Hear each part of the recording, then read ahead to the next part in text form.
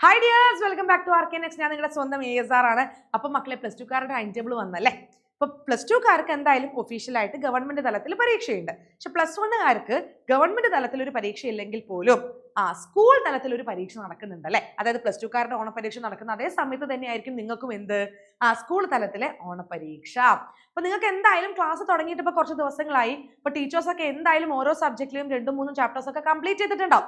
അപ്പോൾ ആ ചാപ്റ്റേഴ്സ് തന്നെയാണ് നിങ്ങൾക്ക് ഈ പരീക്ഷയിൽ ചോദിക്കാൻ പോകുന്നത്. അപ്പോൾ നിങ്ങൾ എന്തായാലും 10ാം ക്ലാസ് കഴിഞ്ഞ് വന്നിട്ടേ ഉള്ളൂ. എന്താ പറയുക, NCERT ടെക്സ്റ്റ് ബുക്ക് പരിചയപ്പെട്ട് തുടങ്ങിയിട്ടേ ഉള്ളൂ. ക്വസ്റ്റ്യൻ പേപ്പറിന്റെ പാറ്റേണോ ക്വസ്റ്റ്യൻസിന്റെ പാറ്റേണോ ഒന്നും നിങ്ങൾക്ക് അറിയില്ല. അപ്പോൾ ഈ ഒരു പരീക്ഷയിൽ ചിലപ്പോൾ റിപ്പീറ്റഡ് ക്വസ്റ്റ്യൻസ് അല്ലെങ്കിൽ പ്രീവിയസ് ഇയർ ക്വസ്റ്റ്യൻസ് ഒക്കെ ആയിരിക്കും ടീച്ചേഴ്സ് യൂസ് ചെയ്യുക. ഈ ഒരു എക്സാം എഴുതുന്നതോടുകൂടി നിങ്ങൾക്ക് എന്തായാലും ഒരു ഐഡിയ കിട്ടും. എന്താണ് ഈ ഒരു +1 എന്നുള്ളൊരു ഐഡിയ കിട്ടും. അല്ലെങ്കിൽ പരീക്ഷ ചോദ്യ പേപ്പർ അല്ലെ ചോദ്യങ്ങൾ എങ്ങനെയാണെന്നുള്ളൊരു ഐഡിയ നിങ്ങൾക്ക് കിട്ടും. ഇപ്പൊ ഇൻ കേസ് ടീച്ചേഴ്സ് ഇപ്പം ഈ പറയുന്ന പ്രീവിയസ് ഇയർ ക്വസ്റ്റ്യൻസ് അല്ല ഉപയോഗിച്ചതെങ്കിൽ പോലും നമ്മുടെ NCERT-യിൽ നിന്ന് മാത്രമേ എന്ത് വരുള്ളൂ, ചോദ്യങ്ങൾ വരുള്ളൂ അല്ലെ. അപ്പൊ ഏതൊക്കെ ചാപ്റ്റേഴ്സ് ആണോ ഉള്ളത് ആ ചാപ്റ്റേഴ്സിലെ ഇമ്പോർട്ടന്റ് ടോപ്പിക്സ് ഒക്കെ നമ്മൾ എന്ത് ചെയ്യുക, പഠിക്കുക. ആ ടോപ്പിക്സിൽ നിന്നായിരിക്കുമല്ലോ ചോദ്യങ്ങൾ വരിക.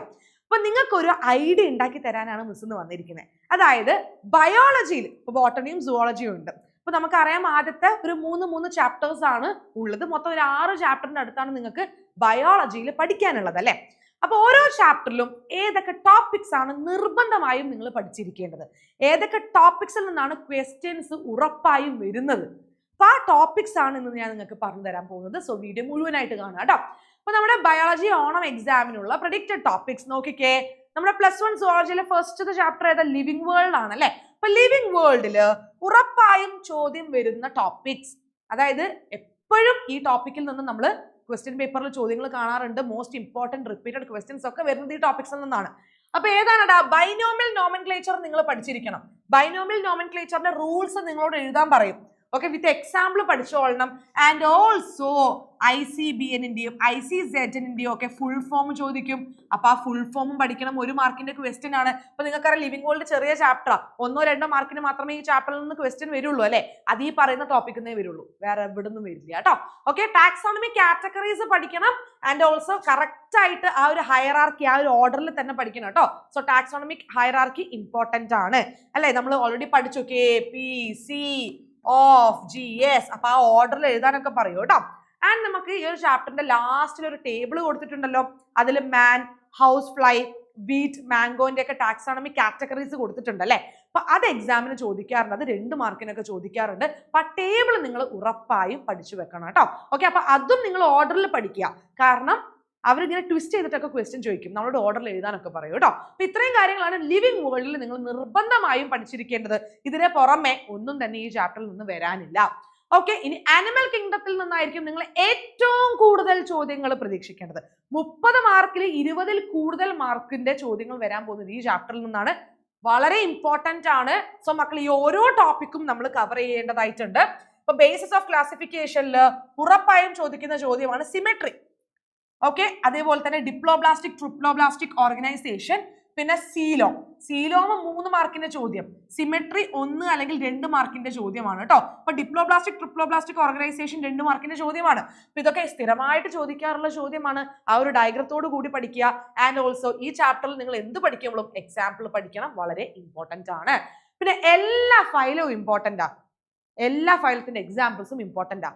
ഇനി അതിന്റെ പുറമെ ചോദ്യങ്ങൾ എടുത്തു വരാറുള്ളത് ഓരോ ഫയലത്തിനും എന്തെങ്കിലും ഒരു പ്രത്യേകത ഉണ്ടാവും, ഒരു പെർട്ടിക്കുലർ ക്യാരക്ടറിസ്റ്റിക് ഉണ്ടാവും അല്ലെ.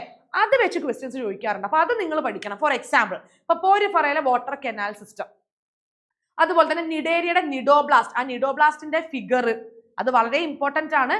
അതുപോലെ തന്നെ മെറ്റാജെനസിസ് എന്താ അത് ചോദിക്കാറുണ്ട്. ഇപ്പൊ ടിനോഫോറയുടെ കോംപ്ലെക്സ്, ബയോലൂമിനസൻസ്, ഈ പ്രോപ്പർട്ടീസ് ഒക്കെ ചോദിക്കാറുണ്ട്. ഓക്കെ, ഇനി നമ്മൾ പറയുകയാണെങ്കിൽ ഇപ്പൊ water vascular system, echinodermata, radula, mollusca. അപ്പൊ ഓരോ ഫൈലത്തിനും എന്തുണ്ട്, ഒരു പെർട്ടിക്കുലർ ക്യാരക്ടറിസ്റ്റിക് ഫീച്ചർ ഉണ്ടാവും അല്ലെ. അത് വെച്ചിട്ട് എക്സാമിന് ക്വസ്റ്റ്യൻസ് ചോദിക്കാറുണ്ട്. പിന്നെ ഓരോ ഫൈലത്തിനും ഈ പേര് വരാൻ കാരണം എന്താ, ഇപ്പൊ നിഡേരിക്ക് പേര് വരാൻ കാരണം നിഡോബ്ലാസ്റ്റ് ഉള്ളത് കൊണ്ടാണ്.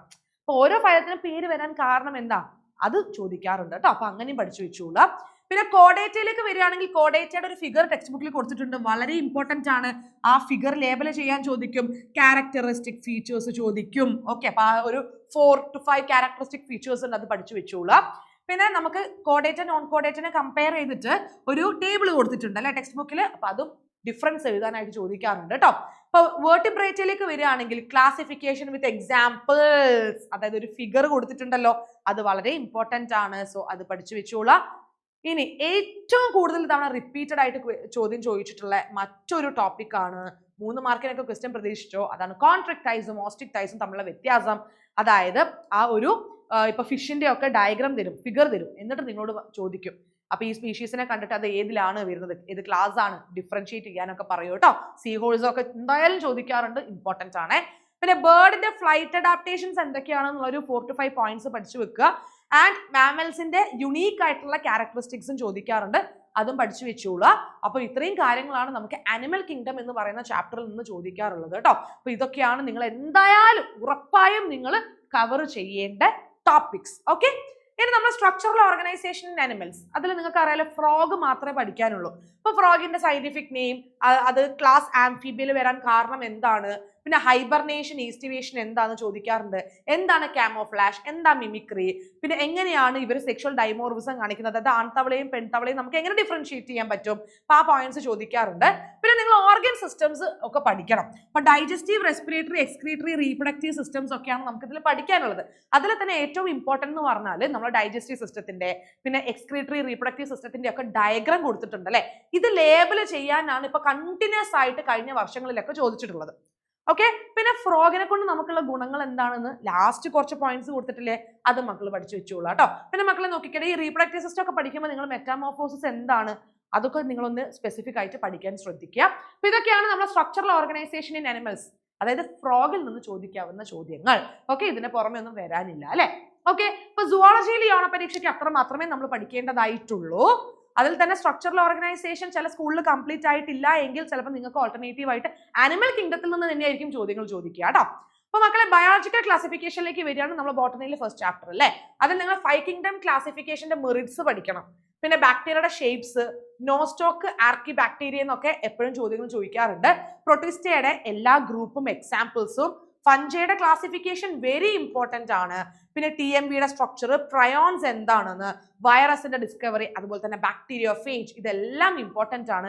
ഇതൊക്കെ നിങ്ങൾ ബയോളജിക്കൽ ക്ലാസിഫിക്കേഷനിൽ കവർ ചെയ്യുക.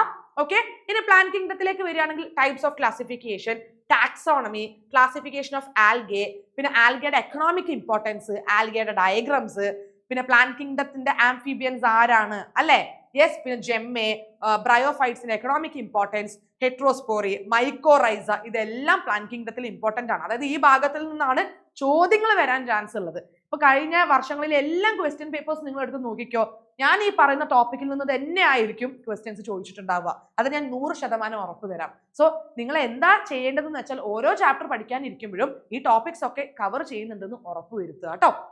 അതുപോലെ ഓരോ ടോപ്പിക്കിൽ നിന്നുള്ള പ്രീവിയസ് ഇയർ ക്വസ്റ്റ്യൻസ് ഒക്കെ ഒന്ന് കൂടെ ചെയ്തു പോവാം. ഓക്കെ, ഇനി മോർഫോളജി ഓഫ് ഫ്ലവറിംഗ് പ്ലാന്റ്സ് ഈ ചാപ്റ്റർ കംപ്ലീറ്റ് ആയിട്ട് പഠിക്കേണ്ടതായിട്ടില്ല. ഇൻഫ്ലോറസൻസ് വരെ മാത്രമേ ഈ ഒരു എക്സാമിന് ഉണ്ടാവുള്ളൂ. ഓക്കെ, അപ്പൊ അങ്ങനെയാണെങ്കിൽ regions of fruit, types of fruit, stem modification, parts of leaf, types of venation, types of leaves, phyllotaxy, പിന്നെ inflorescence, racemose and cymose inflorescence കേട്ടോ. അപ്പൊ ഇത്രയുമാണ് പഠിക്കേണ്ടത്. ആക്ച്വലി നമ്മുടെ സ്കീം ഓഫ് വർക്കിൽ ഈ ഒരു ചാപ്റ്ററിന്റെ ഇത്ര മാത്രമേ ഈ പരീക്ഷയ്ക്ക് ചോദിക്കാവുള്ളൂ എന്നുണ്ട്. അപ്പൊ നിങ്ങളുടെ സ്കൂളിൽ എങ്ങനെയാണോ ഈ ചാപ്റ്റർ എടുത്തിട്ടുണ്ടോ, ഫുൾ എടുത്തോ അല്ലെങ്കിൽ പകുതിയാണോ എടുത്തത്, അതിനനുസരിച്ചായിരിക്കും ക്വസ്റ്റ്യൻസ് വരിക കേട്ടോ. ഓക്കെ, അപ്പൊ ഇത്രയും നിർബന്ധമായും നിങ്ങൾ പഠിച്ചിരിക്കണം. അപ്പൊ ഇതൊക്കെയാണ് നമുക്ക് ബയോളജി ഓണപരീക്ഷയ്ക്ക് പഠിക്കേണ്ട ടോപ്പിക്സ്. അപ്പൊ നിങ്ങൾക്ക് ഇപ്പോൾ ഒരു ക്ലിയർ ആയിട്ടുള്ള ഒരു ഐഡിയ കിട്ടിയിട്ടുണ്ടാവും എന്താണ് പഠിക്കേണ്ടത്. അല്ലാതെ ടെക്സ്റ്റ് ബുക്ക് തുറന്നിരിക്കുമ്പോൾ നമുക്ക് എപ്പോഴും ഒരു കൺഫ്യൂഷൻ വരും അല്ലേ, അയ്യോ ഞാൻ എവിടെ നിന്ന് തുടങ്ങണം, എന്ത് പഠിക്കണം, ഓരോ ചാപ്റ്ററിലും എന്ത് കവർ ചെയ്യണമെന്ന് ഈ ഒരു ഡൗട്ട് മാറി കിട്ടിയല്ലോ. അപ്പൊ ബയോളജിനെ നമുക്ക് സെറ്റ് ആക്കണം. നമ്മുടെ ആദ്യത്തെ പരീക്ഷയാണ്. ടീച്ചേഴ്സൊക്കെ നമ്മളെ വിലയിരുത്താൻ പോകുന്ന പരീക്ഷയാണ്. നമുക്ക് നമ്മളെ വിലയിരുത്താൻ പറ്റുന്ന ഒരു പരീക്ഷയാണ് അല്ലെ. അപ്പൊ നമ്മൾ നന്നായിട്ട് എഴുതണം, എന്നാലേ നമുക്ക് ഇനി അങ്ങോട്ട് എങ്ങനെ പഠിക്കണം എന്നുള്ളൊരു ഐഡിയ കിട്ടുള്ളൂ. സോ മക്കളെ, ഈ ഒരു വീഡിയോ നിങ്ങൾ നിങ്ങളുടെ മാക്സിമം ഫ്രണ്ട്സിനൊക്കെ ഷെയർ ചെയ്ത് കൊടുക്കുക. ഓക്കെ, അപ്പൊ അവരോടും ഈ ടോപ്പിക്സ് ഒക്കെ കവർ ചെയ്യാൻ പറയാം, പഠിച്ച് തീർക്കാനായിട്ട് പറയാം. ബൈ ഹാർട്ട് ചെയ്യരുത്, മനസ്സിലാക്കി പഠിക്കുക കേട്ടോ, എന്നാലേ ഫൈനൽ എക്സാമിന് ഓർമ്മയുണ്ടാവുള്ളൂ. സോ നമുക്ക് എന്ത് ചെയ്യാം, അടുത്ത വീഡിയോ ആയിട്ട് കാണാം. സബ്സ്ക്രൈബ് ചെയ്യാൻ മറക്കരുത്, ലൈക്ക് ചെയ്യാൻ മറക്കരുത്. Children by.